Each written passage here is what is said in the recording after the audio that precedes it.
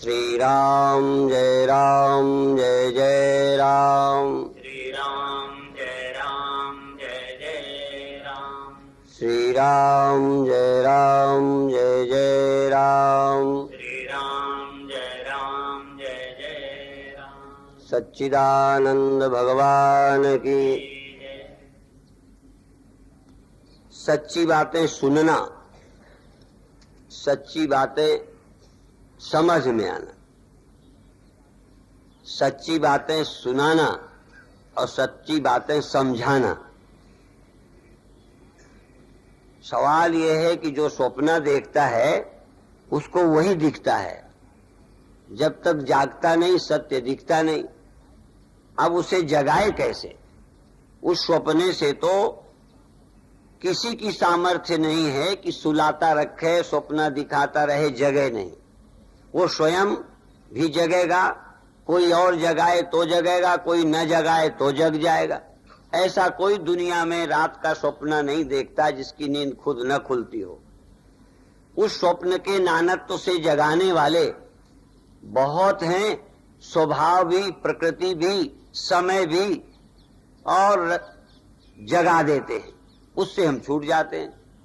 लेकिन ये जो नानत्व हमें दिखता है, इस नानत्व की निंदा ऋषि करते हैं, उपनिषद करते हैं, एकत्व देखने की महिमा गाते हैं। एक ब्रह्म के अलावा ब्रह्मई वेदम सर्वम, आत्मई वेदम सर्वम सब कहते हैं, पर अपने को समझ नहीं आता।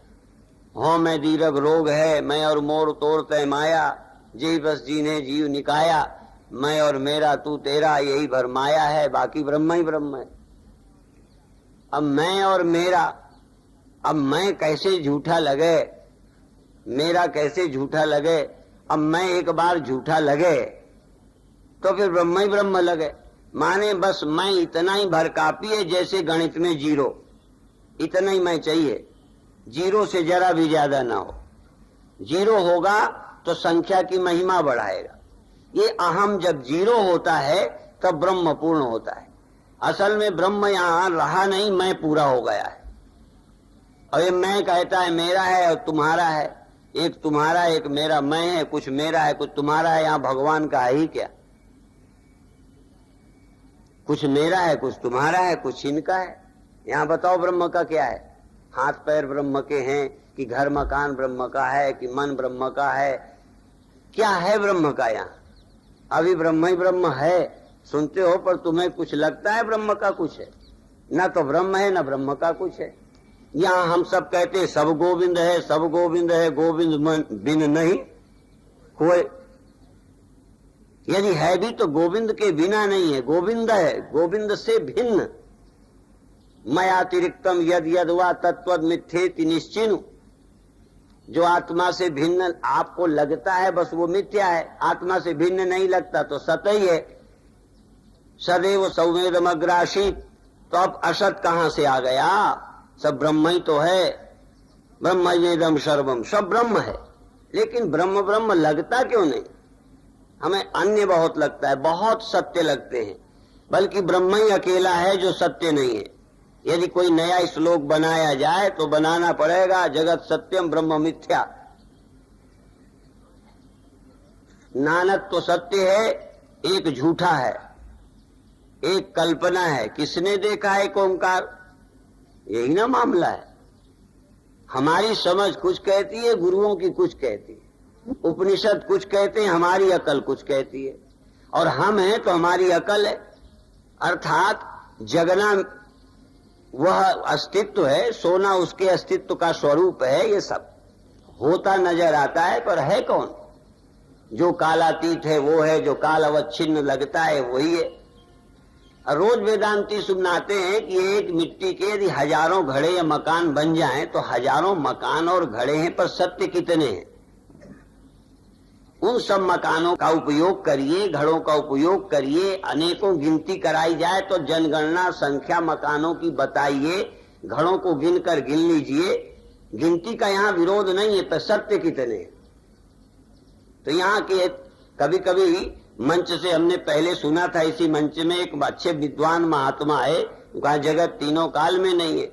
तो एक श्रोता ने महात्मा के आगे आकर उनकी आंख के सामने उंगली कर दी, तो संत ने यूं आंख कर ली। उनका अभी तो इनको तीनों काल में जगत नहीं था, मेरी उंगली बाबा को नजर कैसे आ रही है।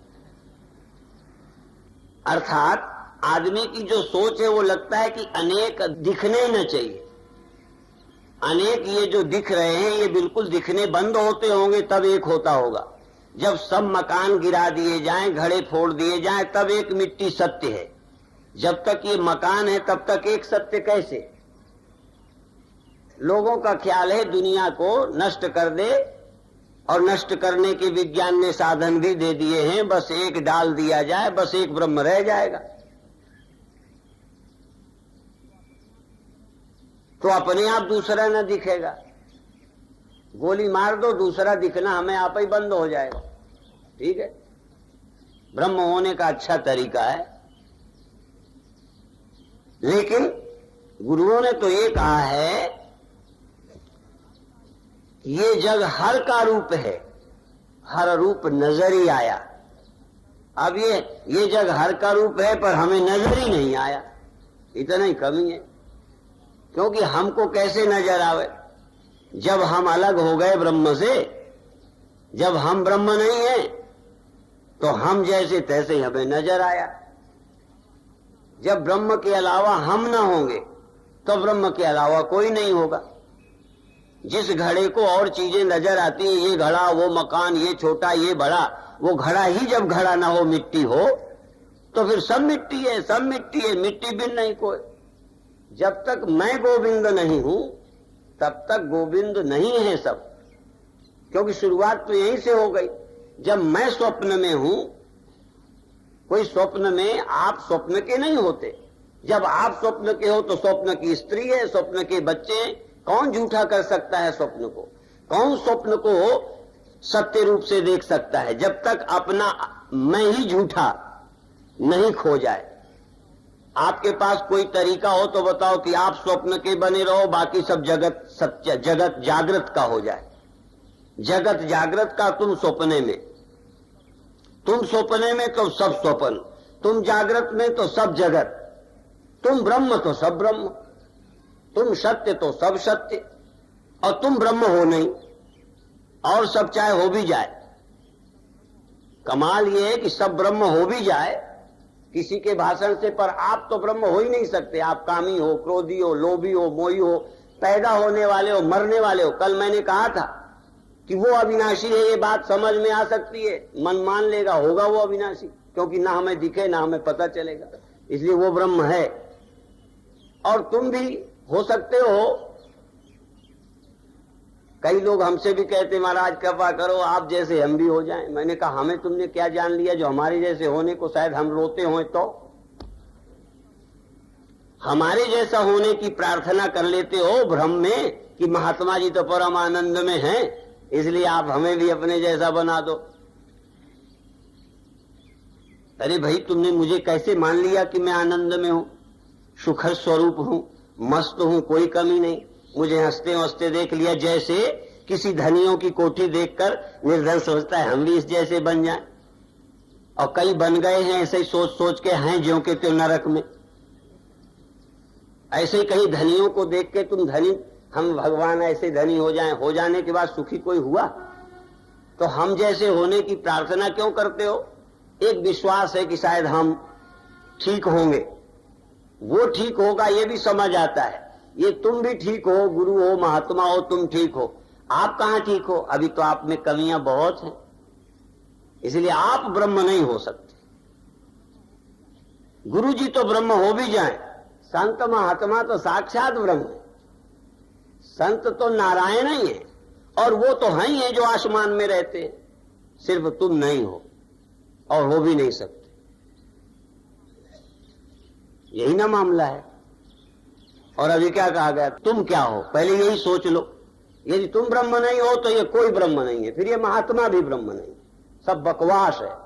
यदि तुम ब्रह्म हो तो सब ब्रह्म है, फिर कोई और है ही नहीं। बात तो इतनी छोटी सी है, यदि ये समझ में नहीं आती तो वेदांत समझे ही नहीं। तुम क्या हो, पहले यही सोच लो, तुम में क्या कमी है। और जो इंद्रियां तुम्हारे हैं वो और जगह हैं। जो बुढ़ापा मेरे पास है वो संतों के पास है। यदि तुम मरने वाले हो तो संत नहीं मरने वाले। और यदि संत मरते नहीं मरते कोई ऐसी समझ है, तब उस समझ की ही बात तो रह गई है, बाकी तो सब वही मामला है। तो ये ना समझी, ये अविद्या, ये भूलेखा, ये भ्रम, जन नानक बिन आपा चीने मिटे न भ्रम की काई। बाहर भीतर एको जानो, बाहर भीतर यहां वहां ऊपर नीचे एक ही है।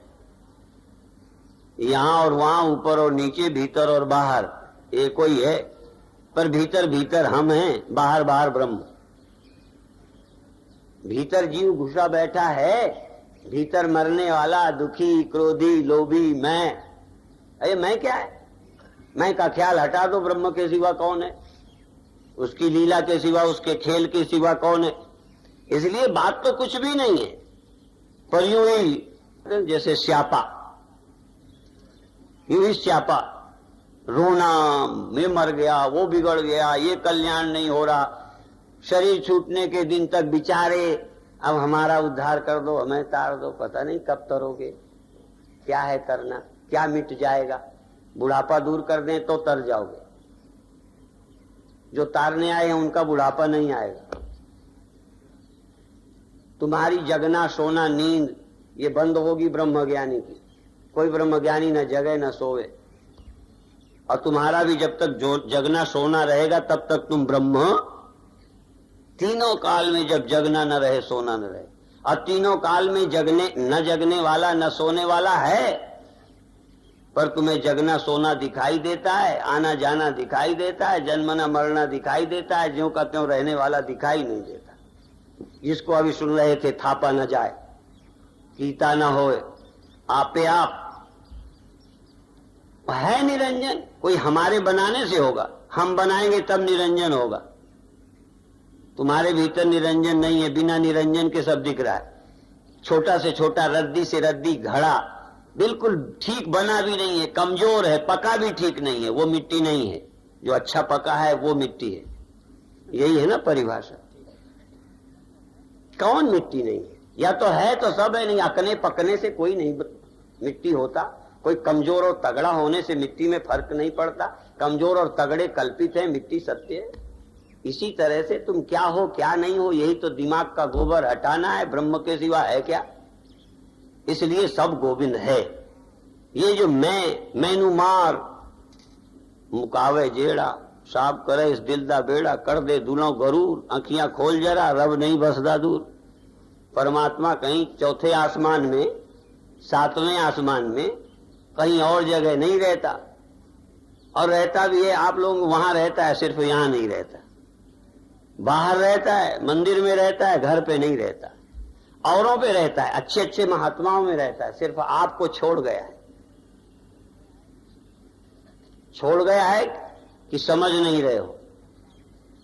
सिर्फ समझ का इलाज करना है।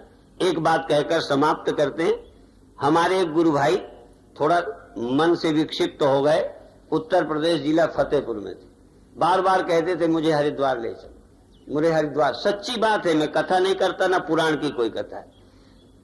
सारे लोग भक्त बड़े दुखी कि बार बार कहते हैं हरिद्वार ले चलो, हरिद्वार ले चलो। सोचा हरिद्वार ले जाएंगे तो इनका मन शांत हो जाएगा। इनको बड़ी बेचैनी है हरिद्वार की। असल में बेचैनी तो दिमाग की थी, हरिद्वार की थी नहीं। हरिद्वार ले गए आश्रम। अब वहां जहां रहते थे 2 कमरे का जरा सा, और वहां गए तो 150 कमरे। पर 150 कमरे, उतना बड़ा मैदान देखकर भी उनको अभी हरिद्वार नहीं पहुंचे। मैं जब पहुंचा तो कहने लगे बड़ी कृपा की आप आए, यहां दर्शन दिए, पर मुझे हरिद्वार ले चलो। मैं हरिद्वार ही गया, तब मेरे से कहते थे, मेरे से जरा श्रद्धा रखते वो छोटे गुरु भाई। मैंने कहा हरिद्वार में तो हो, देखो ये। कहने लगे हाँ यूं तो सब हरिद्वार ही है, देखो इतना वेदांत भी दिमाग में भरा। कहते हाँ सब अयोध्या ही है, सब हरिद्वार ही है, जहां आप सब हैं सब हरिद्वार है। पर मैं व्यवहार में कहता हूं मुझे हरिद्वार ले चलो। अब मैं खूब समझाने की चेष्टा करूं कि देखो ये कमरे देख रहे हो, ये संत है इतने, वहां कहां है फतेहपुर में, सब है तो। हाँ आप संत हो, तर्क आता है, आप सब कुछ समझा सकते हो, मैं इतना आपसे बहस तो नहीं कर सकता, पर हरिद्वार ले चलो। जैसे आपको कितना वेदांत समझाओ, आप तुसी ठीक कहते हो, पर मेरा जन्म मरण दूर कर दो तुम। हाँ, ये तो ठीक है कि ब्रह्म है, ठीक है, साक्षी है, निर्विकार है, कुछ और परमात्मा के नहीं है, पर ये स्यापा कैसे मिटे? अब ये सब वही समस्या है।